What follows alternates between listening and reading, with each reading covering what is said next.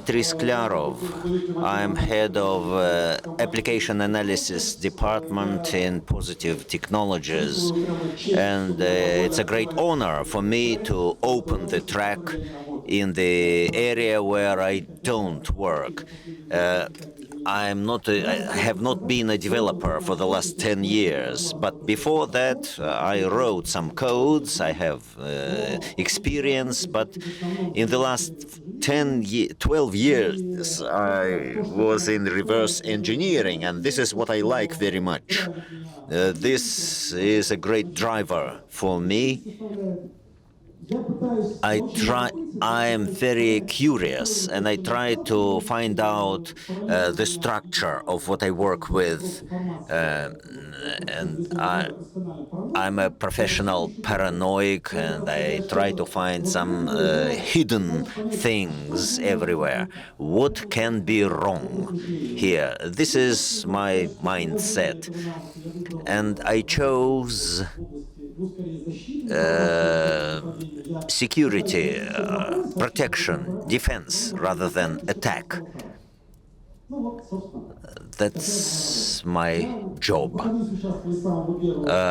I've been in PhD conferences every year as a speaker. Then I joined Positive Technologies, and here I am. I'm not going to teach you how to generate code, how to make it secure. I am just going to talk to you about my personal experience, what I see when I analyze somebody else's codes. Why are there errors in those codes? What people do with such code, and how can we live with all that? Sorry. Well, part one, where do the errors come from? This is a very simple definition. Errors in source code is a result of our struggle for efficiency. We're talking about applications which are aimed at the market. Of course, there are some programmers who generate code just for the sake of code, but other people want to earn some money, raise prestige of the company, of his personal prestige, and the more efficient they are, the more money they earn. Who is the efficient programmer? Of course, the efficient programmer should be not expensive. He should generate code fast. It should be simple to read and modify. It should pass all the tests, and it should consume as few resources as possible. And of course, this is a classical picture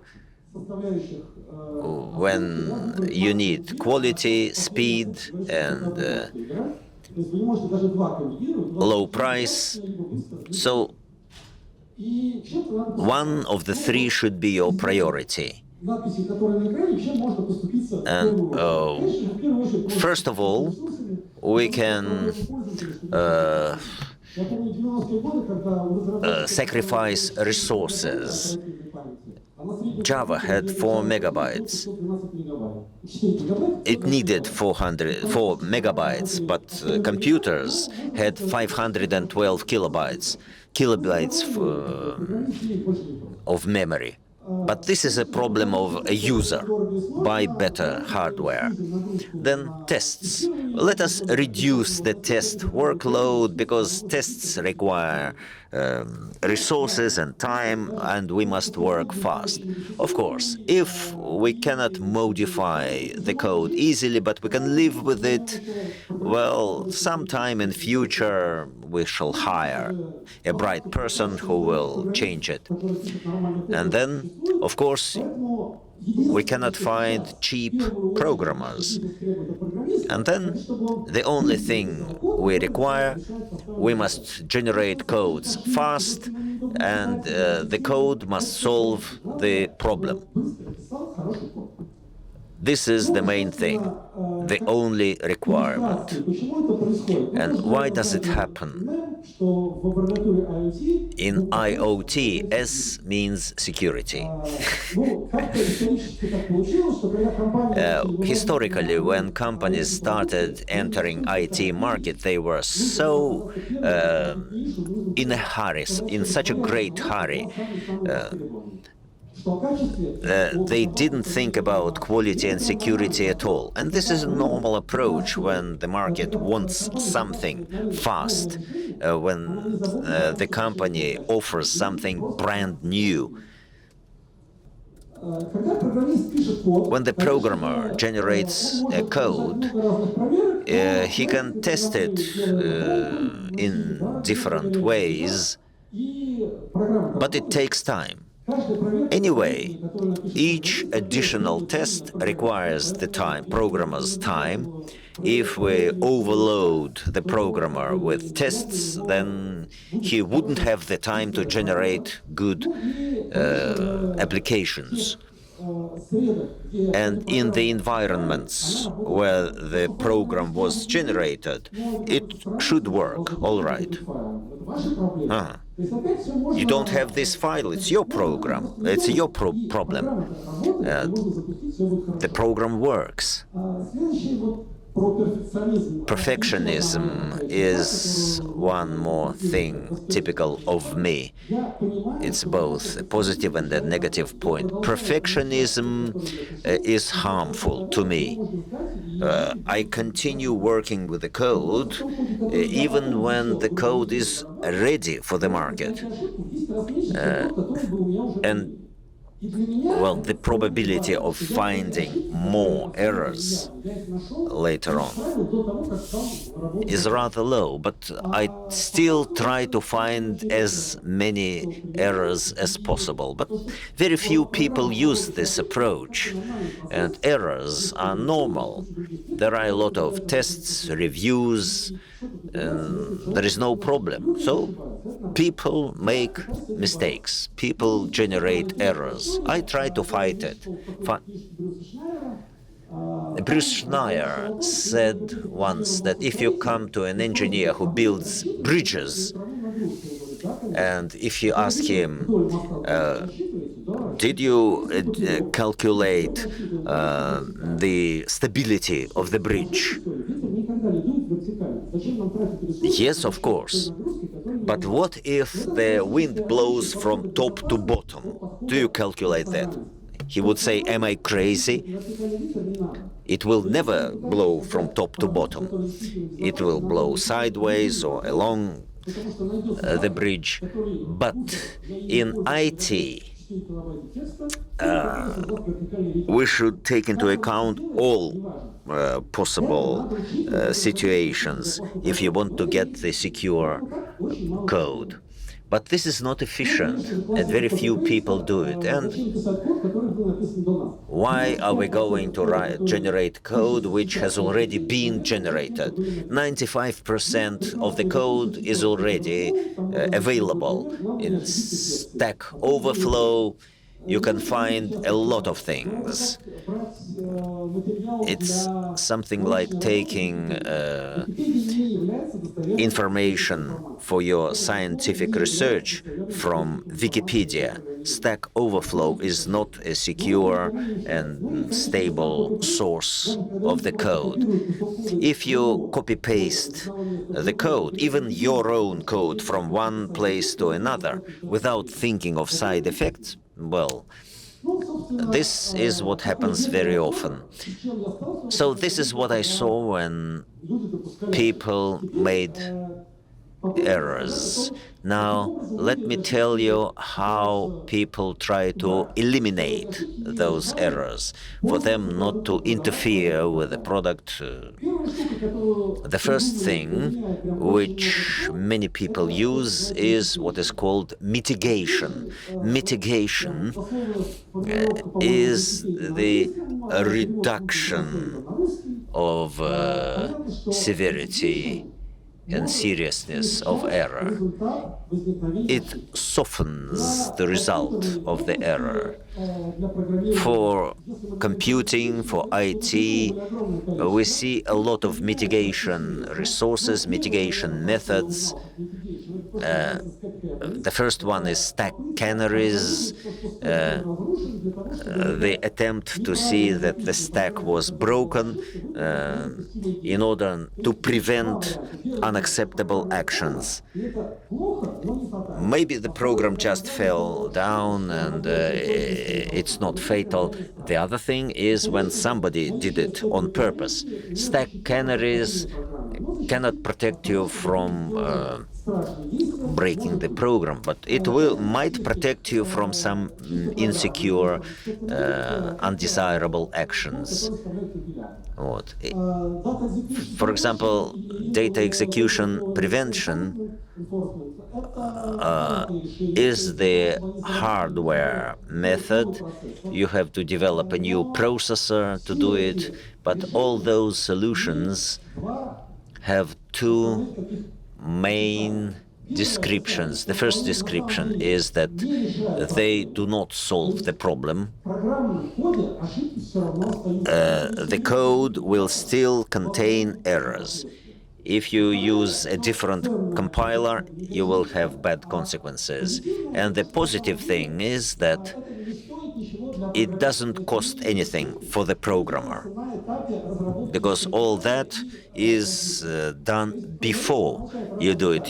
The programmer continues to work as before, makes mistakes, but the number of mistakes becomes lower. The program works better. The application works better. People started to think that we have to find the errors as such, not to mitigate them, but to find and eliminate the errors, to localize, find, detect those errors. When I went to Google, I knew what lint is, but I didn't realize that it exists since 1978. Very few people are older than Lind in this hall. For more than 40 years, people tried to detect errors automatically in the code. When we talk about large-scale development, Microsoft 20 years ago, when they started fighting for security, the first book that I read about secure development, LeBlanc and somebody else, Secure Code was the book, was the name. And Microsoft started entering the warning in the compiler. This function is not secure. People often make mistakes. Use fprintS. They offered a new set of safe APIs, and code became more secure, although the programmer can disable warnings. But still, Microsoft stimulated developers to make fewer errors. Vladimir Kochetkov and many other people try to develop analyzers, static, dynamic, interactive, and so on, which help us to take the real program, existing program, analyze it,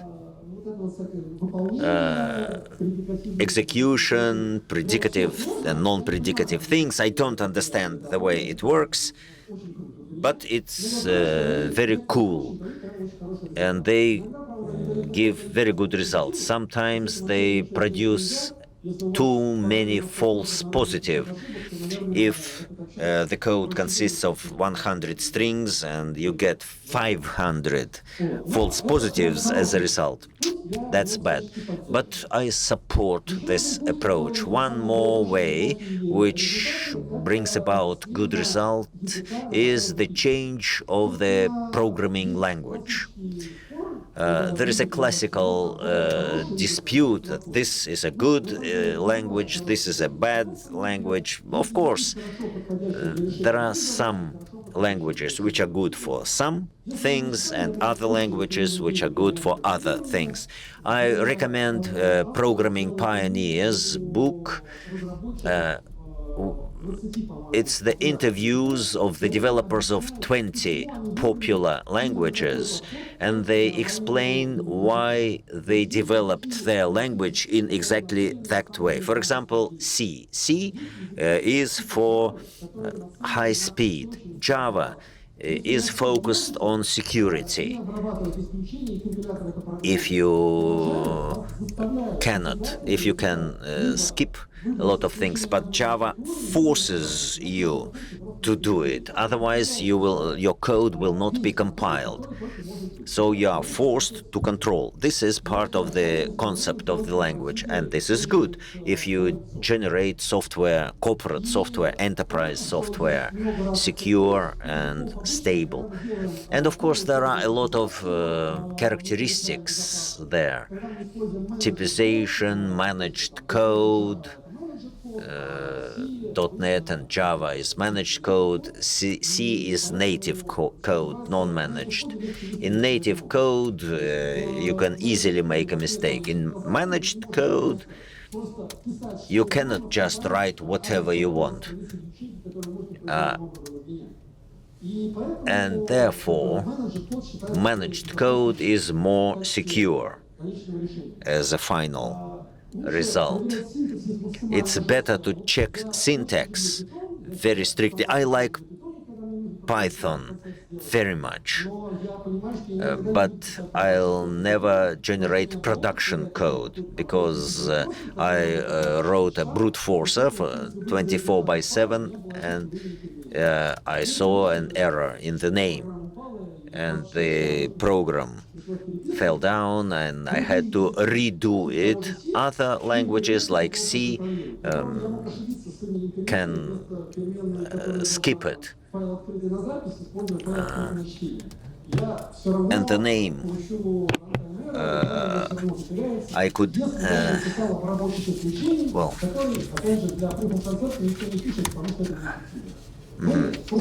name of the variables. Proof of concept is the code which will never guarantee stable work. It should work once. And there is a theory when sometimes functional languages help. I'm not a mathematician and I cannot think in the terms of functional programming. I talk to the people that Haskell should be used all the time, but Haskell can also generate a program. You can find 3 programmers who know Haskell, but if you want to find 10, you wouldn't find them. 10 Haskell programmers who can change the company. So you don't have such a great number of Haskell programmers in the world. There are very few of them available. And the idea is that when you choose a language, you shouldn't choose the best language which would solve all your problems if you don't have ready-made programmers knowing the language. Because if you know C and you want to use PHP, it's easy, although I don't like it. But if you know C and you want to teach him Haskell, it's very difficult because Haskell is quite different.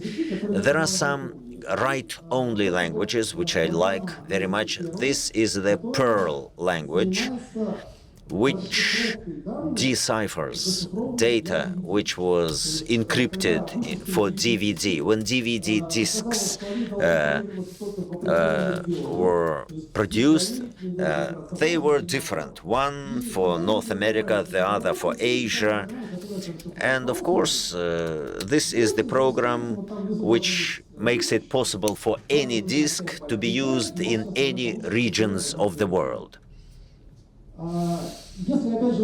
Of course, if I go back to the Programming Pioneer book, it shows you very well the difference between Perl and Python. In Perl, you can use any kind of methods to do anything, and they will offer you anything. But Python will offer you only one, the intuitive one, and the second approach is better. That's why Python programs are very easy to read, easier than C, although I've been using C from 1994. and Python I use for the last 15 years only. Now, write-only languages. When we use a language, we know the program from the beginning to the end. But if you take somebody else, the person doesn't know the program from the beginning to the end. He learns the program in stages, step by step. Sometimes I read the programs in C, C++, and I don't like C++ because C++ is the write-only language. What is the problem? When people write a call for a function, I try to call a method or a class. When I use C, I use a very simple method and see where the function is realized, to go and see what happens. When I have C++, I have the name of the object, the arrow, and the name of the method. It may be not a class, it may be an interface implemented anywhere, I don't know where, and it's very difficult to find it. For example, sometimes I look at cryptography, and if I know the name of the algorithm and I want to see the code, how it works, I have an OpenSSL and script C++. The algorithms that are implemented are good, but in OpenSSL I will find the file from the second attempt and I see the code. In OpenSSL, I find it from the fourth or the fifth attempt.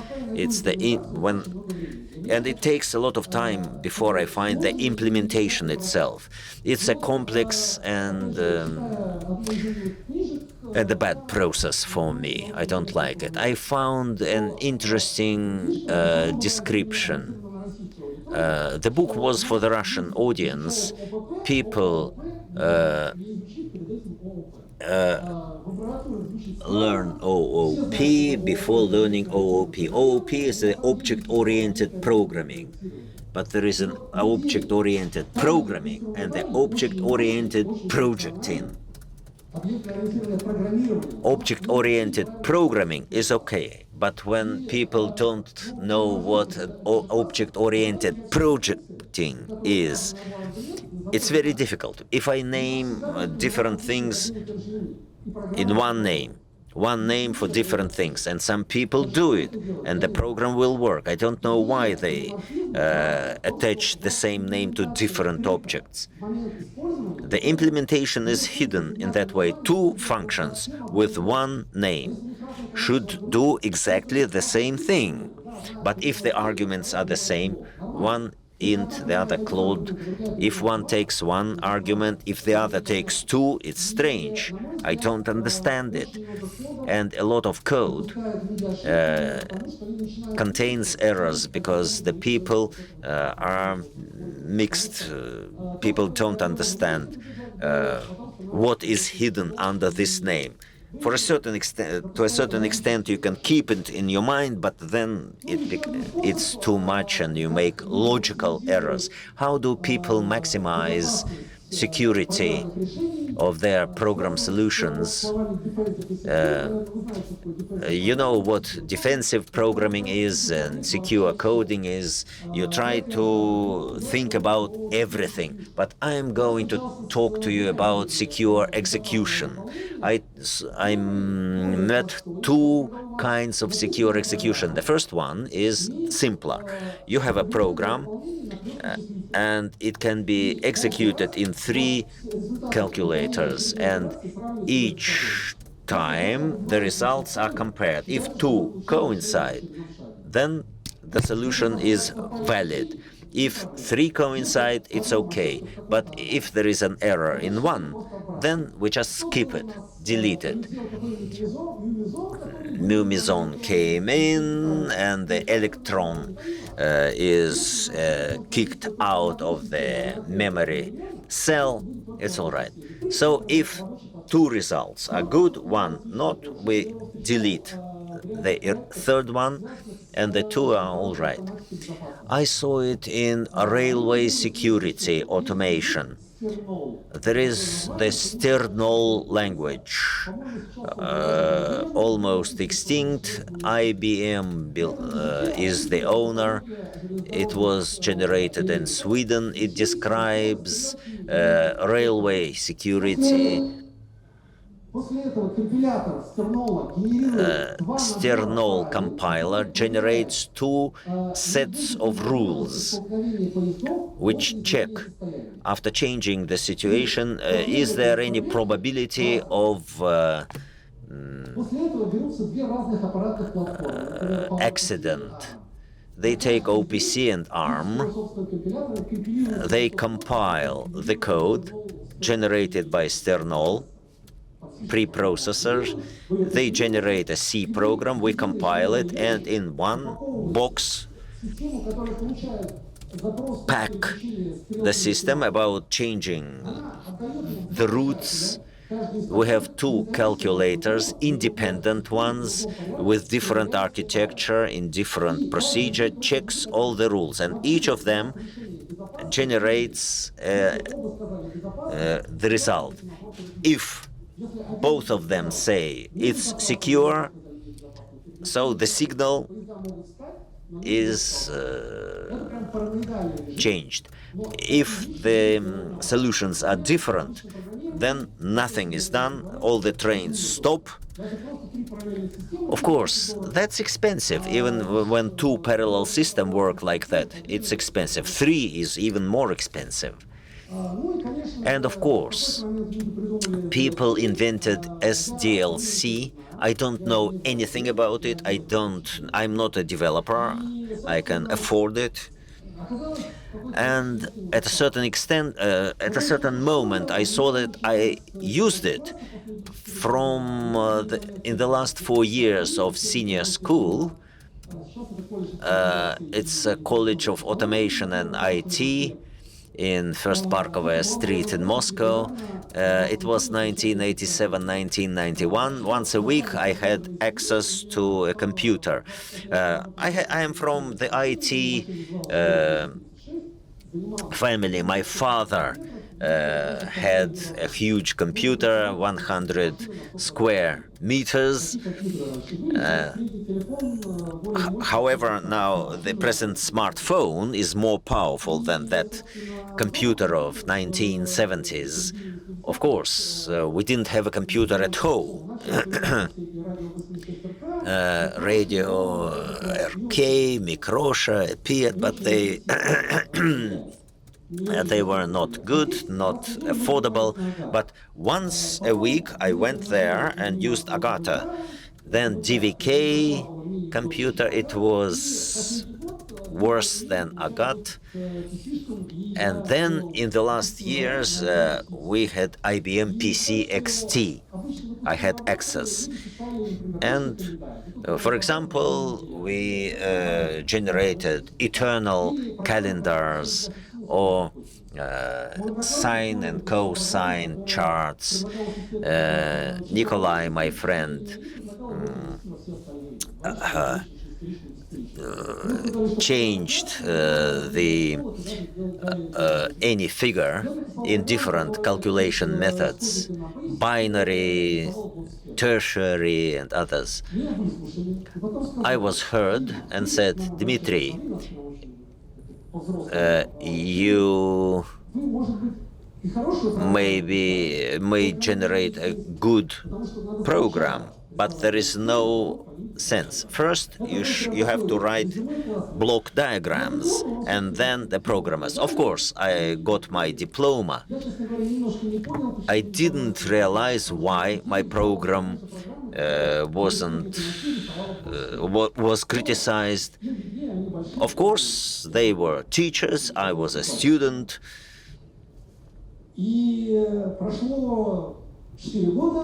After 4 years, I joined the Bauman University. And one professor said, you were right and they were wrong. Of course, there are some tasks of code check when you look at block diagrams and see the block diagrams, and if they do not coincide, the program is wrong. I don't know anyone, though, who would develop diagrams before writing a code. But I do know about SDLC, and I think that's quite useful. And the last one, section, why don't errors go away? Why I keep finding them in the code that I analyze? I talked about various ways of inspecting codes, of finding this and that in the source code. So here's the book. The first fact that I want to mention, 1996, and it's 368 pages, and it's about one operating system and one topic. It's about multi-threading applications. Everyone writes multi-threading now, but to do that in just one operating system using available tools, you've got to read a book of 368 pages. Of course, using static analysis, it's not possible to inspect using threads, because threads are dynamic. In dynamic analysis, guaranteeing that software is error-free, I don't think there is any guarantee for that, and people will keep making those mistakes. And to address such problems of correct multi-threading, it takes a lot of learning. I don't know how to teach people about it, but this is something that you cannot automate, this type of check. Cryptography, likewise. Cryptography is a call of a function. So how is a cryptographic problem different in other areas of code? You can't see it. What's a non-functioning program? You launch it and it crashed. What's a bad cryptography? You encrypt data so that anyone can decrypt it. But here you encrypt and you can't decrypt it. However, the program works okay. When I wrote my dissertation, I analyzed dozens of ideas how to protect a PDF, and the idea was like this: calls of cryptographic functions, MD5, then MD5 update with a constant, then with another constant, and then all of that is converted into hash, and then this hash is loaded into RC4 algorithm. Then this key is used to encrypt data. What could go wrong? Where can we make an error? Does anyone know? Exactly. We feed a constant into MD5, and so essentially the outcome is a XOR with a constant that's as strong as your encryption is. Yes, this can be found, but you've got to keep this picture in your head. If one programmer writes it, the other coder does a code review, they need to think about it in their head and say, look, an error is here. I find it in runtime. I can't find it in source code. I don't know how to find such things in source code. Likewise, with Adobe, I had a personal funny story. I had a few, but one was as follows.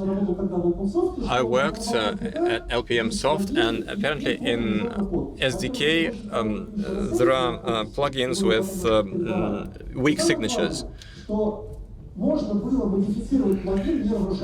It was possible to modify the plugin without destroying the signature. We reported that back in 2003 to CERT, and from CERT to Adobe. Adobe responded.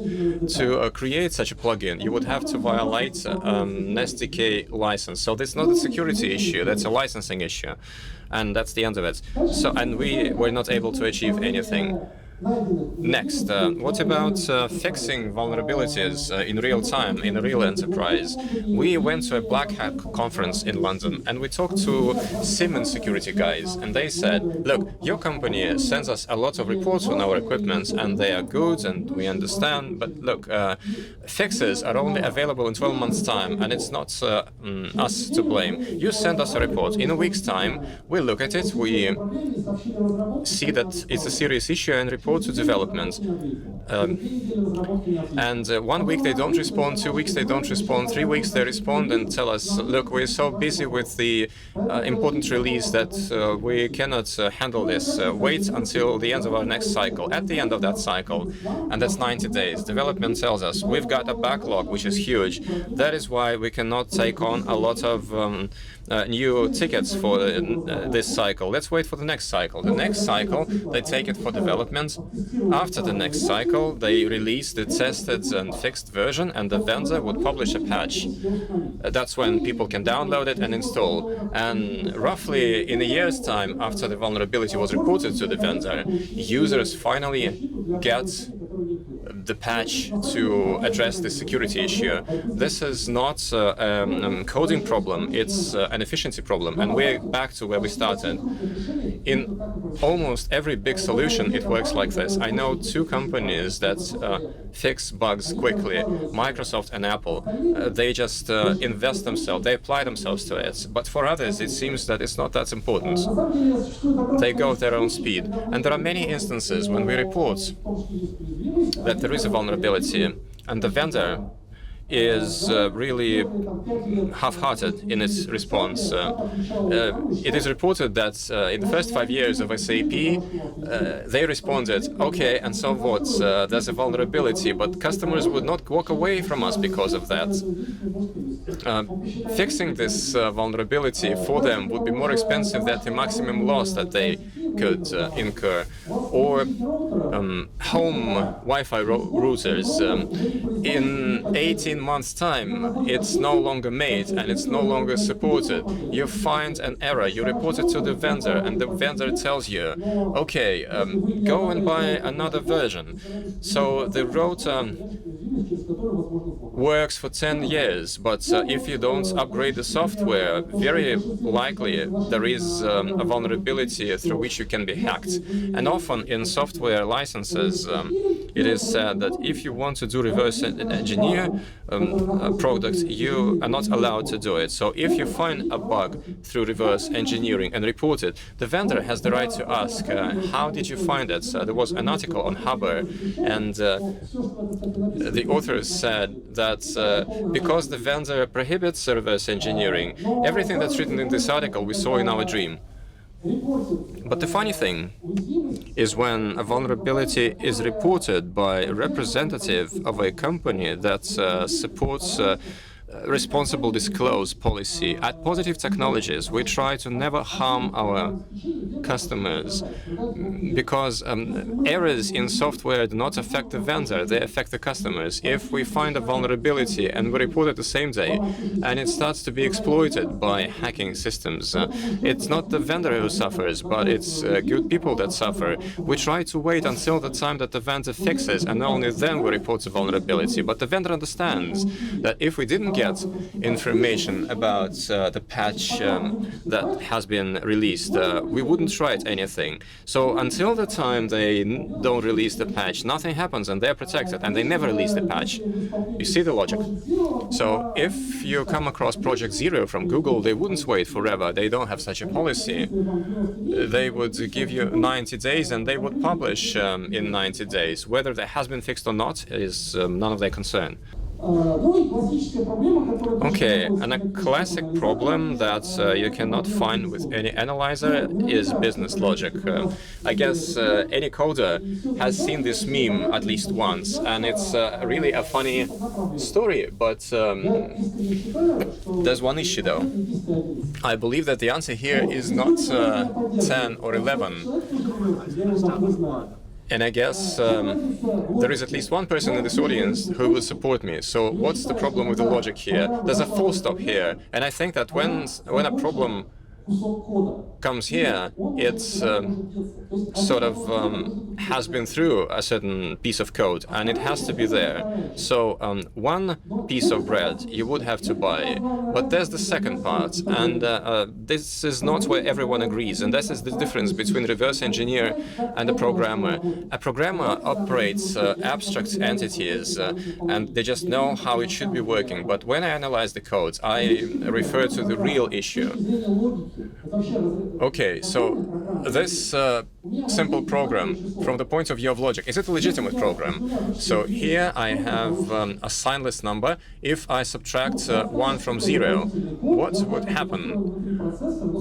So I know how it is structured within a processor, but for a programmer, in a positive number, reducing below 0 is not possible. But I guess 99% of languages would allow it. And what would be the number? What would be the value of I then? It depends on the compiler, it depends on the processor, it depends on internal presentation. When I was preparing these slides, I found information in Wikipedia about the resolution of processors.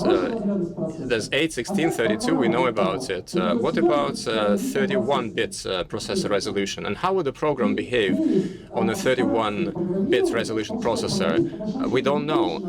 And the beauty of coding is that a programmer is not supposed to know about it, but then they shouldn't write a code that would behave differently in different systems. And that's the classic error theory.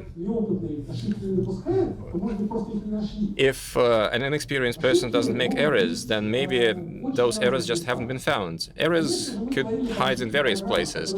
We have talked about errors in code that the programmer made that wrote the code that we execute. But there could be an error in the compiler, there could be an error in the runtime environment, and that happens quite often. If you take Java errors, for example, those have been exploited, and the possibility for the exploit was not because the programmer wrote a bad code. It's a managed language, after all.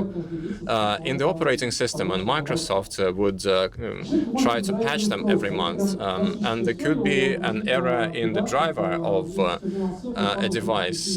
My friends had a problem when the server crashed when the 20th customer joined, and they have really got to Microsoft to address it, and it turns out that there was an error in the driver of the keyboard, and for some reason that caused the server to crash. There are errors in the processor, and a while ago we did our research for ME. But aside from ME, Intel has many other entities which are not very clear how they work. We have some idea, but it might be different because there's no detailed information, and even us reverse engineers, we cannot check it. And so, as we approach the end of my presentation, so what's to be done with all of that? I must say that I'm okay with all of this. The more errors people make, the simpler my job is, the more fun it is. I wouldn't be bored. So thank you, lazy coders, for being what you are. But if we were to provide some recommendations on what could be done, if you want to write good code, managers have got to understand that you have to sacrifice the effectiveness of business processes. Using just technologies, SAS, DAST, etc., just that will not save the industry. You've got to invest in the culture. Programmers have got to understand what it takes to write good code.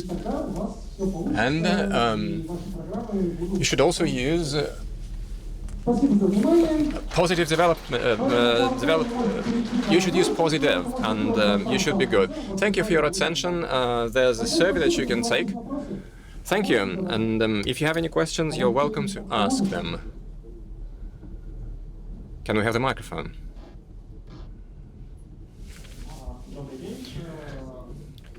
Good morning. I wanted to build on the idea that the business has to modify its business processes to eliminate errors. Say, I've got a module being developed, 2 people working on it. If I want to address errors, I've got to take a 3rd person, and that's a 50% increase in budget, and that means the price would go up by 2 times, and that's not good. My product wouldn't sell. So what do I do? You're asking the wrong person. I'm not a manager. I don't know how to address it. I'm a reverse engineer. That's what the problem is. That's not my problem. I just highlighted it. That's just my ad. The scooter is not mine. Okay, do you have an idea? No, because I'm not involved in development in any way. Okay, thank you.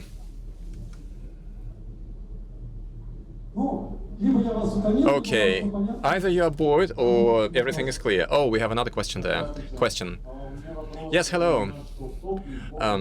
My question is a little bit off the topic on cryptography. You say that in post-production and the dynamic environment, you can see how the cryptographic algorithm works and how strong it is. Okay, so we've done a statistical analysis and differential analysis. How else can we validate that the encryption works? Answer. Okay, you know that there's only one encryption that has guaranteed strength, and that's one-time notepad cipher.